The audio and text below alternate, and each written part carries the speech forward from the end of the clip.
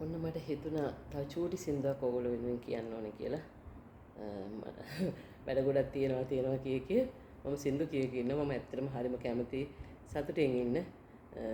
මගේ සතුට ඔයගොල්ලන්ට දෙන්න මම හරි කැමතියි. ඒකයි මම ඔයගොල්ලෝ වෙනුවෙන් මේ සින්දු කියන්නේ. ඉතින් අහන්නකෝ. නිහඬ කල්පනා ලොවක තනි වෙලා ඔබ හඬයි. කරන චෝදනා මොනවදෝ කියා නොම හැඟෙයි.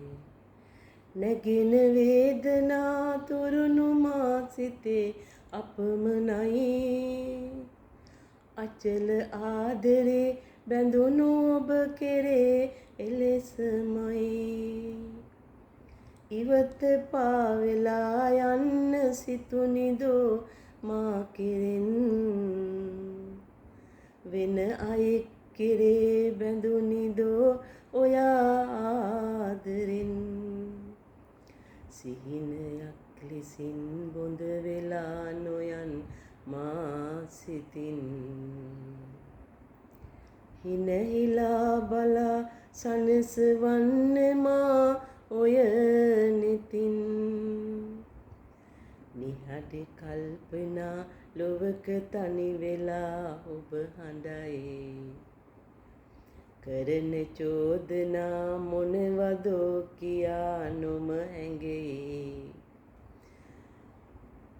නැගෙන වේදනා තුරුණු මා සිතේ අපමණයි. අචල ආදරේ බැඳුණු ඔබ කෙරේ එලෙසමයි. ඔන්න මං ඒ ගීතයක් කිව්වා ඔයාලා වෙනුවෙන්. ලස්සනයි නේද ඒ ගීතේ? හැබැයි ඉතින් මට ලස්සනට කියන්න බෑ. ඉතින් මම ඉතින් ඒ වුණාට ඒ සින්දුව කිව්වා. ඉතින් ඔයාලා ඔක්කොටමත් මම ඒ වගේම ආදරෙයි. හැමෝටම ආදරෙයි. මොකද මට ලයික් කරනවා. සමහර අය මාව අනිවාර්යෙන් ෆලෝ කරනවා. මම ඒක හොඳට දන්නවා. මම ඒගොල්ලන්ට අනිවාර්යෙන්ම ඒ ෆලෝ කරන බව දැනගෙනම මම ඒගොල්ලන්ට පුංචෝ ලයික් එකක් හරි දාගෙන යනවා මම. ඇත්තට මට තෑන්ක්ස් කරලා දාගෙන යනවා. මොකද මේ ඒගොල්ලෝ ඒ දේ මාව ෆලෝ කරන්නේ ආස නිසානේ ඒ දෙයට. ඒ සින්දුවක් අහන්න ආස නිසා. ඉතින් මම ඒකින්ද ඒගොල්ලන්ට අනිවාර්යයෙන්ම තෑන්ක්ස් කියලා හරි මේ ලයික් එකක් මොකක් හරි දාගෙන යනවා මම. ඉතින් මාව ෆලෝ කරන්න, ලයික් කරන්න මං හරි ආසයි. මං සතුටින් ඉඳගෙන ඕගොල්ලෝ සතුටින් තියන්න මං හරිම ආසයි. ඒතර ඔයාලා අපි කාටවත් ලෙඩ වෙන්නේ නැහැ. ඉතින් ડોක්ටර්ස්ලාට එතකොට බෙහෙත් දෙන්නත් උවමනාවක් වෙන්නේ නැහැ. මොකද අපි ලස්සනට ඉමු. හැමෝම සතුටින් ඉමු. මොකද එතකොට ලෙඩ අඩු වෙනකොට ඕගොල්ලෝ දවසක් හරි වැඩිපුර ජීවත් වෙනවා. මම තව දෙයක් ඕගොල්ලන්ට පුංචිවට කියන්න. මගේ දුවට මං කියලා තියෙනවා මම කවදා හරි නැති වෙච්ච දවසක මගේ බොඩි එක ඕගොල්ලන්ට පේන්න දාන්න කියලා. ඒ මොකද මං දුවට කියලා තියෙන්නේ එදාටත් මම ලස්සනට තියලා ලස්සනට අඳලා ලස්සන ගවුමක් අඳලා තියන්න කියලා. මොකද මම ලස්සනට ඉන්න කැමති කෙනෙක්. ලස්සනට අඳින්න කැමති කෙනෙක්. ඉතින් ඒ නිසා ලස්සනට කාගවත් හිත රිද්දන්න තු කතා කරන්න කැමති කෙනෙක්. ඉතින් එදාට ඔන්න ඕගොල්ලෝ හිතන්න මම මේ ලෝකෙන් සංවරන් කියලා. එදාට ඕගොල්ලෝ පන්සලට හරි කොහේ හරි ගියාම මම වෙනුවෙන් පුංචිෝ කියන්නේ මේ අක්කා හෝ ආන්ටි හෝ ආච්චිෝ මෙයා හොඳ තැනකට යන්න ඕනේ අනේ අපි මෙයා ඉදි සතුටු වුණා කියලා මේ විශ්වයෙන් ඉල්ලලා මට ආශිර්වාද කරන්න ඕනේ. ඒක කියන්න බෑනේ ජීවිතේ.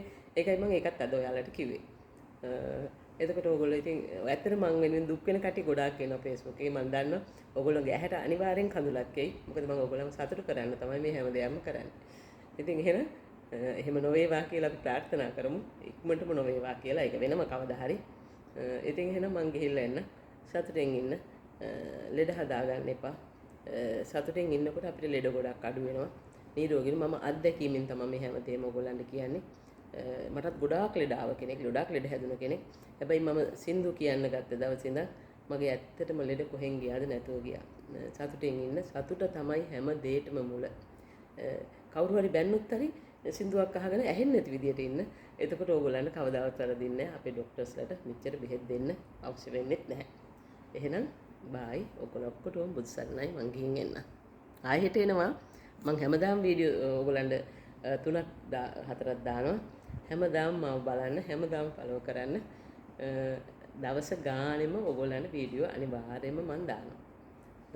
ඉතින් එහෙමනම් මම ෆලෝ කරගෙන යන්න. බලන්න. ඉතින් එහෙනම් බායි ඔයගොල්ලෝ හැමෝටම බුසරණයි.